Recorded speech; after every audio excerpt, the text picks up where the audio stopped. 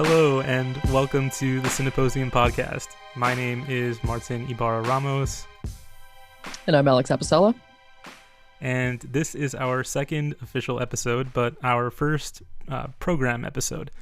As we announced in our introductory episode last week, we're going to be offering remote film programming via this podcast and our social media. If you follow our Instagram account at Cineposium and or our Twitter account at Cposium, you'll be able to keep up with our programming posts as well as our potential live tweeting and calls for audience or follower questions regarding the films we program. Our podcast episodes will include programmer presentations and answers to audience questions that come in to be shared on the subsequent episode. For this episode, our first remote program, our programmer is actually now my co-host, Alex. We had announced in the last episode that Isabel Gold, another member of Cineposium, would be our first programmer, but we had to make a late schedule change, and Alex stepped up to fill the spot. So Isabel's program will come later on in the spring, and we're looking very forward to it. And as a quick tease, for our next episode, I will actually be the programmer, and my program will fall into the horror genre, but I'll save the titles of the films for our official announcements, so look out for those next week.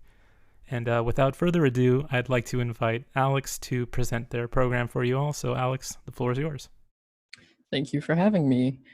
So I, being a lover of horror films, particularly ones within the torture porn subgenre, have decided to program a torture porn film for the masses, essentially. One of the most popular horror film torture porn franchises in the US is Saw. So I decided to go with the original Saw film from 2004, and that's what we are going to be programming. So Saw, if anyone is unfamiliar with it, it's a 2004 American horror film labeled torture porn. It was directed by James Wan and Leigh Whannell in their debuts in feature film. James Wan is someone who you probably know a little bit better from his recent foray into the Conjuring universe of films, which are now one of the highest grossing horror film franchises of all times. And Leigh Whannell just recently had his own film come out, which he wrote and directed, called The Invisible Man, which is one of the highest grossing films of 2020, having just come out prior to the coronavirus-based shutdowns of the movie theaters. So what we're looking at is their first film that they created right out of film school. It stars Carrie Ellis, who people are very familiar with from The Princess Bride, which is quite a little bit of a role switch there for him. We also have Danny Glover, and then a couple guys who were very popular from the show Lost. So we got quite an interesting cast of characters going on into Saw. So a couple things about the film that I think are interesting is that the entirety of Saw, it was filmed in only 18 days with a 5-day pre-production period. And as a result of this heavily restrictive filming schedule, there was no time for actor rehearsal. All of the rehearsal takes were used in the final production of the film. All the bathroom scenes were shot in chronological order over the course of 6 days to assist the actors in immersing themselves in their roles. And the film was also largely edited as it was shot to compensate for a limited post-production period. While in post-production, director James Wan, he quickly realized that there had actually not been enough usable footage that was captured during the filming period to be able to complete the film. So thinking on his feet, he and editor Kevin Grudert, who would later direct Saw 3D, actually had to create their own filler shots by doctoring footage. So any shots which appear to be filmed via a surveillance camera, those are doctored. And then additionally, all the forensic photographs that are shown throughout the film were originally intended to be used only as production stills. Days before the film was set to premiere at the Sundance Film Festival, the studio Lionsgate picked up Saw for worldwide distribution. And Saw was actually originally only intended to be a direct-to-video release, but it received such positive acclaim at Sundance and the Toronto International Film Festivals that it was actually greenlit for a theatrical release. However, like the cut of Saw, which had been shown at the festival circuit, was actually not deemed suitable by the MPAA to receive any rating lower than an NC-17. Therefore, several shots had to be removed in order for the theatrical cut to receive an R rating.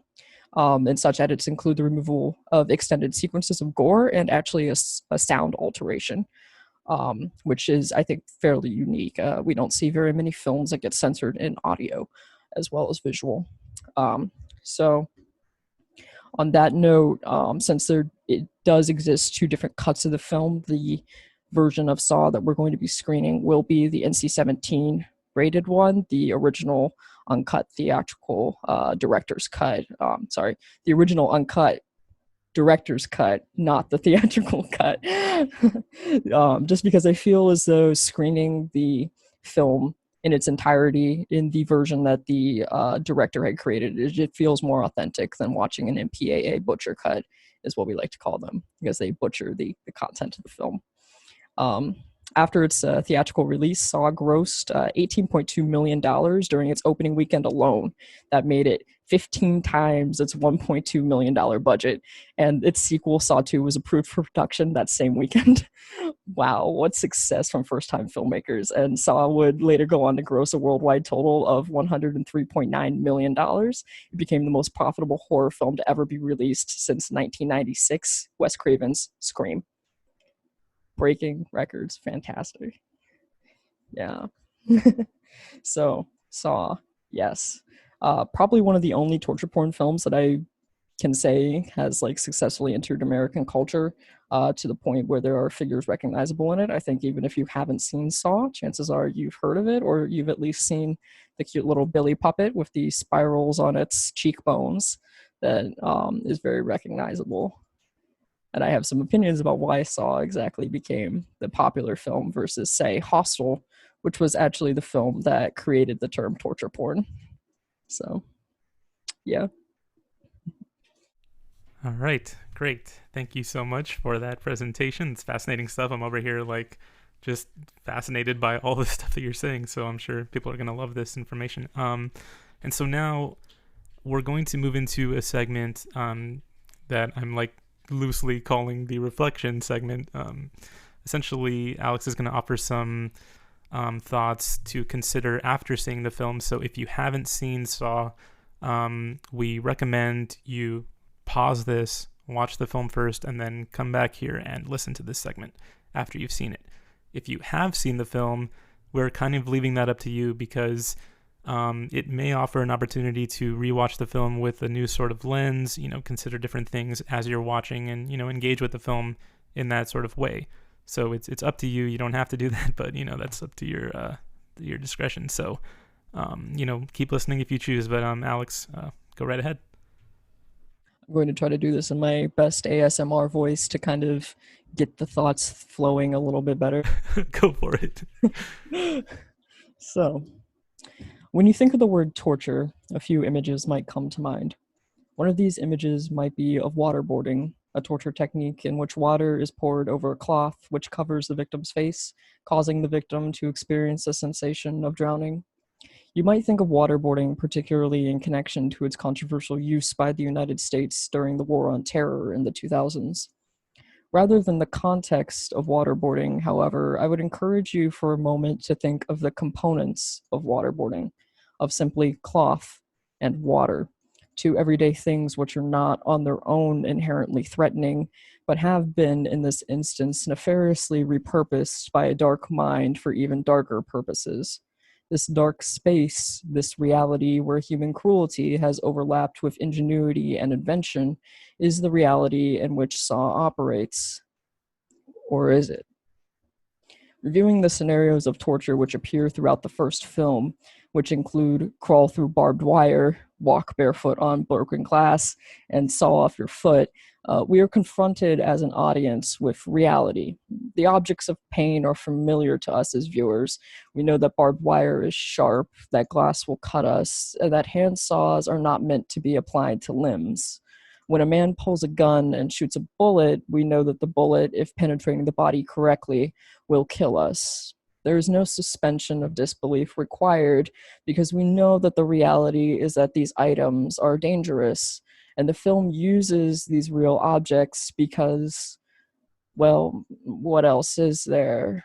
And the answer to that question lies in unrestrained imagination, in grotesque fantasy. And in thinking of fantasy as a term, you might call to mind such titles as The Lord of the Rings or A Game of Thrones, pieces in which the term fantasy is often equated directly with imaginary worlds inhabited by fictional creatures. Or in thinking of fantasy, you might be so inclined to head in a more risque direction towards sexual fantasy. And I would encourage you to keep in mind both forms of fantasy as we delve into the genre known as torture porn. Saw belongs to this torture porn genre, a genre which is defined by its ability to provoke fear in its audiences, not through fantastical creatures such as ghosts or demons, but through the reality that the body is a delicate, vulnerable thing. And to showcase this, torture porn is often filled with vibrant displays of nudity, coupled with extreme moments of violence and pain. Saw, however, as you may have noticed in your watch, is different. While the torture element is indisputably present, there is a distinct lack of sexuality. While a man is implied to be cheating on his wife, we never see him in a moment of forbidden secret ecstasy. While there are two scenes which contain nudity, there is no voyeurism in the camera. Nudity is not spotlighted like Margot Robbie's dirty feet in Once Upon a Time in Hollywood. The nudity is sexless without fetish, so where's the porn? Could the porn be the fantasy element, which appears so briefly but leaves an indelible impact? When we look back to the torture methods used in Saw, the device known as the reverse bear trap stands out as unique. In a film filled with object familiarity, here is something we have never encountered. It's like a dragon resembling a lizard but possessing fantastical features. We know what a bear trap is, but to see one fastened to someone's head is an inherent strangeness. It is a torture device conceived fully by human imagination for the purposes of appearing and behaving as grotesquely as possible. Its perversion is also the subject of our curiosity, and as such, it is put on display for us from every possible angle so that we might better observe it as it works. Unlike a handsaw, there's no practical use for the reverse bear trap other than murder. And we as an audience know this, and yet we still watch because we've never seen anything like this before. Yep. That's Awesome. all I've got. Man, crazy stuff. I'm definitely going to be rewatching this with a different experience. So looking forward to that. So this is pretty much going to cover our episode. We'll kind of move into our conclusion segment here. But quickly, Alex, you did mention you're planning on live tweeting your watch of the film, correct? Yes, so at 7 p.m. Pacific Standard Time on Thursday the 9th, coming up this week, I will be live tweeting my watch of the film. I am going to try to make this live tweet an experience which does not rely too heavily on the subsequent sequels to the film. I am going to try to take my foresight and kind of put that on the back burner as I try to watch this film without all this foreknowledge. So I'm going to be doing that, and then also at the same time, while live tweeting, I am going to be live streaming the film as well through a platform called Discord. That's going to also be at 7 p.m. on Thursday the 9th. And if you would like, I cannot produce a link to the Discord prior to that day. But if you are interested in not having to pay for the film and watching the film in a potential group experience, or at the very least with me, that is a available possibility. If you reach out to us, we can get back to you with more specifics on that. Awesome. Yeah, and I should say we're dropping this episode on on the same day on Thursday. We're going to be dropping it earlier on in the day, and we'll be posting on social media the same day. So hopefully everyone hears in time to be able to take advantage of these things, because it just, again, I think it's an interesting way to engage in this sort of remote film programming. There's more opportunities that are available to us. So yeah, again, that pretty much sums it all up here. So we just want to thank everyone again for tuning into this first program episode of our show. We're really excited to get into these episodes now and to do some programming. And if you enjoyed this, please do follow our podcast on Anchor or Spotify for now. We should be accessible on Apple Podcasts as well in the near future, and some other podcasting platforms as well, but I think most people use Spotify or Apple Podcasts or even Anchor, so we will be available on all three of those soon. But again, Anchor and Spotify immediately will be available on Thursday when we publish, and you can find the link to our profile page on Anchor in our Instagram bio. So again, please follow us on Instagram at Cineposium. That's at Cineposium, and on Twitter at Cposium. So that's at Cposium. And if you have any questions related to Saw or Alex's program, feel free to DM us on either platform through the weekend, and we'll be able to answer those questions on the next episode. So we'll always try to do that as long as questions come in. And also, if you're interested in subscribing to our weekly e-newsletter, please email us at cineposium.ucla@gmail.com, and we'll add you to our list, and you'll get those weekly newsletters. So with that said, Alex, thank you for preparing this presentation and this program for us. We're really excited to see Saw again. I'm really excited to see Saw again, so this is going to be fun. And thank you to our listeners for tuning into the episode. Thank you for having me on the show. Yeah, I'm really happy to, get the opportunity to program a movie that I love, and I hope everyone else enjoys it as well. Awesome. And we'll both be back to do my program next week, so it'll be just us again. So that'll be fun. And again, thank you everyone for listening, and take care. Until next time.